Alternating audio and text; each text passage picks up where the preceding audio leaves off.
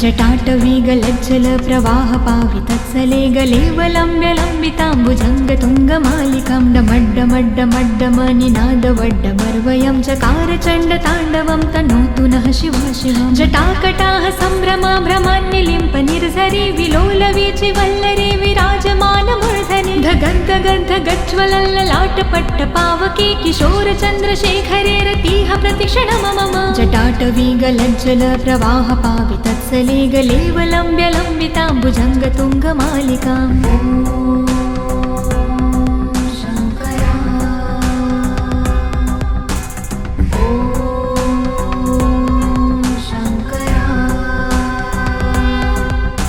धराधरेन्द्रनन्दिनी विलासबन्धुबन्धुरसुराद्रिगन्धसन्तति प्रमोदमान मानसे कृपाकटाक्षधारिणी निरुद्ध दुर्धरापदे कवचे दिगम्बरे मनो विनोद मे तु वस्तुनि। जटाभुजङ्ग पिङ्गल स्फुरत्फणामणि प्रभा कदम्ब कुङ्कुमाद्रव प्रलिप्त दिग्वधूमुखे मदान्ध सिन्धुरस्फुरत्वगुत्तरीय मेदुरे मनो विनोद धुत्तं बिभर्तु भूतभर्तरे।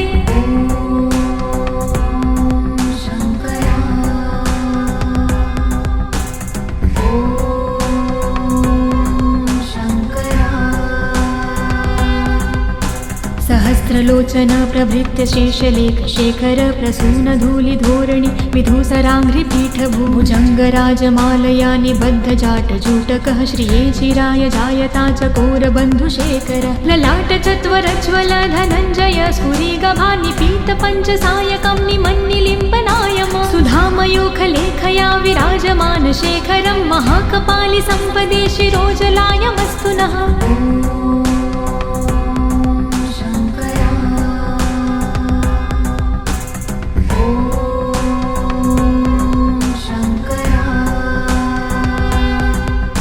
कराल भाल पट्टिकाध गद्द गद्द गज्वल धनञ्जयाधरीकृत प्रचण्ड पञ्चसायके धराधरेन्द्र नन्दिनी कुचाग्रचित पत्रक प्रकल्पनैक शिल्पिनी त्रिलोचने मते मम। नवीन मेघमण्डली निरुद्ध दुर्धर स्फुरत् कहो निशीथिनी तमः प्रबन्ध बन्धुकन्धर निलम्पि निर्झरीधरस्तनोतु कृत्ति सिन्धुरः कलानिधान बन्धुरः श्रियं जगन्ध धुरन्धर।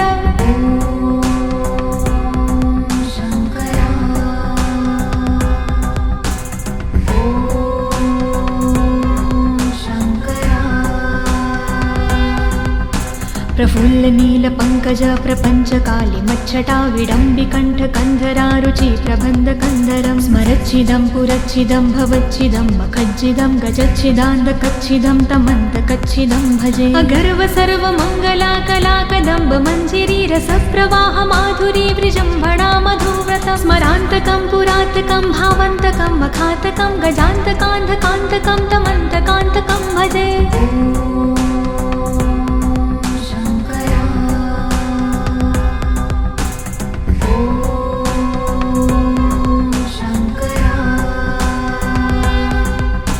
जयद्वद ब्रवीभ्रम ब्रमद्द जङ्गमस्फुर धगन्धगद्विनिर्गमत्कराल बाल हव्यव धिमिद्धिमिद्धिमिन्मृदङ्गतुङ्गमङ्गलं ध्वनिक्रम प्रवर्तित प्रचण्ड ताण्डव शिव। दृशद्विचित्रतल्पयोर्भुजङ्गमौक्तिकं स्रजो गरिष्ठरत्नलोष्टयो सह द्विपक्षपक्षयो त्रिणारविन्द चक्षुषो प्रजामहिन् महेन्द्रयो समं प्रवर्तयन्मनः कदा सदा शिवं भजे।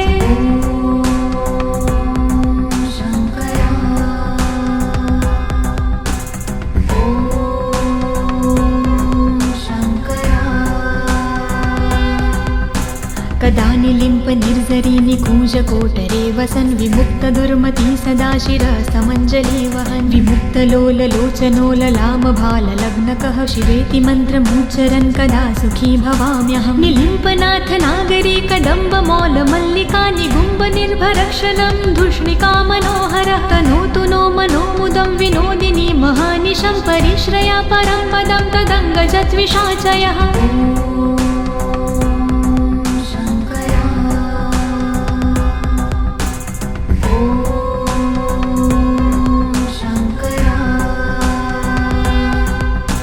प्रचण्डवाडवानल प्रभाशुभ प्रचारिणी महाष्टिसिद्धकामिनी जनावहूतजल्पना विमुक्तवामलोचनो विवाहकालिकध्वनि शिरेति मन्त्रभूषगो जगज्जयाय जायता इमं हि नित्यमेव मुक्तमुक्तमोतं स्तवं पठन् स्मरन् ब्रुवन्नरो विशुद्धमेति सन्ततं हरे गुरोसु भक्तिमाशु याति नायशागति विमोहनं हि देहनातु शङ्करस्य चिन्तनम्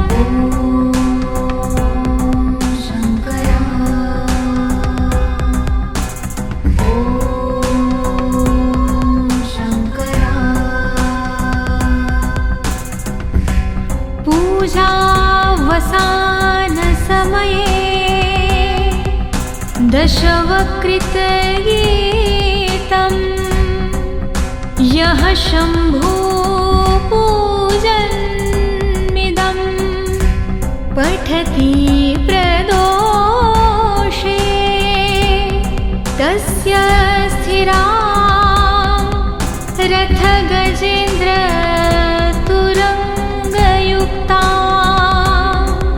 लक्ष्मी सदैव सुमुखे प्रददाति शम्भुः इति शिवताण्डवस्तोत्रं सम्पूर्णम्।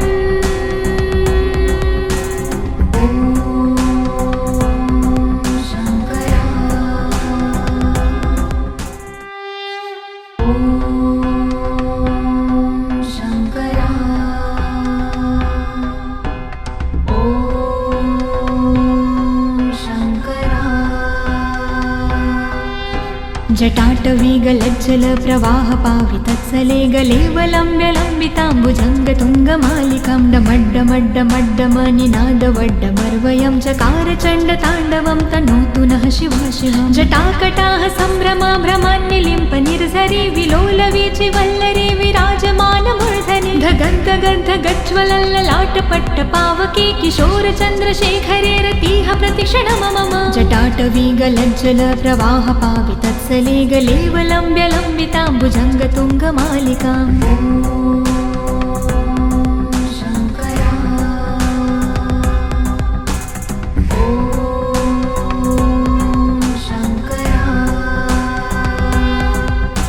धराधरेन्द्र नन्दिनी विलास बन्धु बन्धुरसुराद्रिगन्ध सन्तति प्रमोदमान मानसे कृपा कटाक्ष धारिणी निरुद्ध दुर्धरापदे कवच दिगम्बरे मनो विनोद मेतु वस्तुनि जटाभुजङ्ग पिङ्गल स्फुरत् फणामणि प्रभा कदम्ब कुङ्कुमाद्रवा प्रलिप्त दिग्वधूमुखे मदान्ध सिन्धुरस्फुरत्व गुत्तरीय मेदुरे मनो विनोद धुत्तं बिभर्तु भूत भर्तरे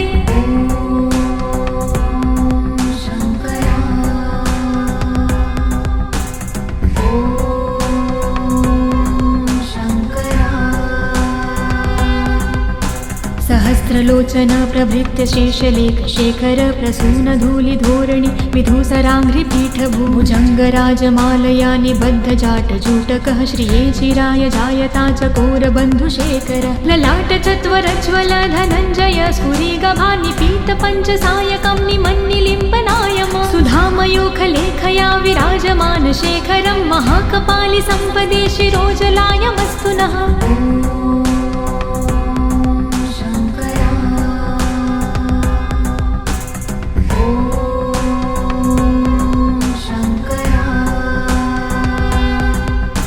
कराल भाल पट्टिकाध गद्द गद्द गज्वल धनञ्जयाधरीकृत प्रचण्ड पञ्चसायके धराधरेन्द्र नन्दिनी कुचाग्रचीत पत्रक प्रकल्पनैक शिल्पिनी त्रिलोचने मते मम नवीन मेघमण्डली निरुद्ध दुर्धर स्फुरत् कहो निशीथिनी तमः प्रबन्ध बन्धुकन्धर निलम्पि निर्झरीधरस्तनोतु कृत्ति सिन्धुरः कलानिधान बन्धुरः श्रियं जगन्ध धुरधर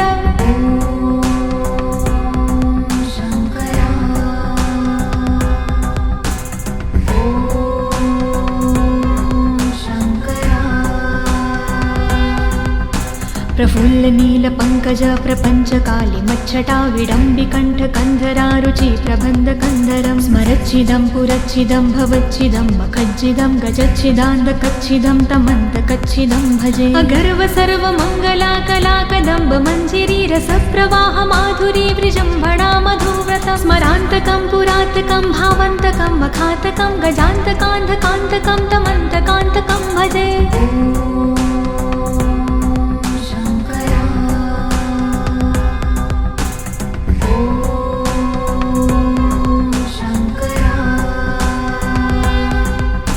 जयद्वद ब्रवीभ्रम भ्रमद्द जङ्गमस्फुर धगद्धगद्विनिर्गमत्करालबालहव्यव धिमिद्धिमिद्धिमिद्धिमिन्मृदङ्गतुङ्गमङ्गलं ध्वनिक्रम प्रवर्तित प्रचण्डताण्डव शिव दृशाद्विचित्रतल्पयोर्भुजङ्गमौक्तिकं स्रजो गरिष्ठरत्नलोष्टयो सह द्विपक्षपक्षयो त्रिणारविन्दचक्षुषो प्रजामहिन् महेन्द्रयो समं प्रवर्तयन्मनः कदा सदा शिवं भजे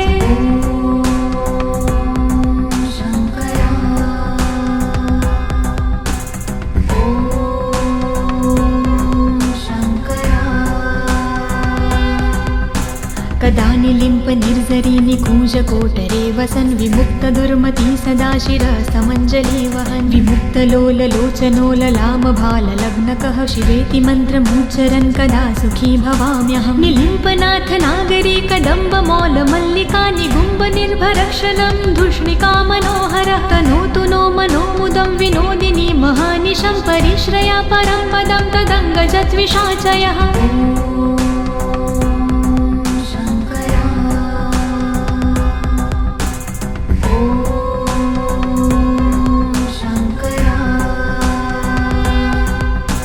प्रचण्डवाडवानल प्रभाशुभ प्रचारिणी महाष्टिसिद्धकामिनी जनावहूतजल्पना विमुक्तवामलोचनो विवाहकालिकध्वनि शिवेति मन्त्रभूषगो जगज्जयाय जायता इमं हि नित्यमेव मुक्तमुक्तमोतं स्तवं पठन् स्मरन् ब्रुवन्नरो विशुद्धमेति सन्ततं हरे गुरो सुभक्तिमाशु याति नायशागति विमोहनं हि देहनातु शङ्करस्य चिन्तनम्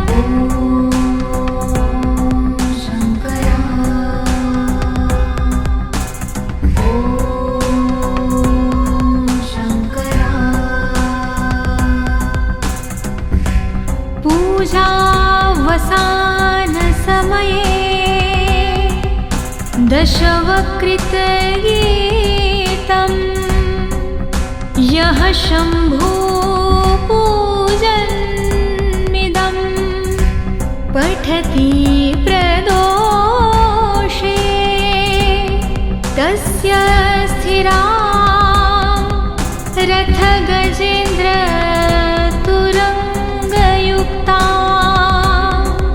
लक्ष्मी सदैव सुमुखी प्रददाति शम्भुः इति शिवता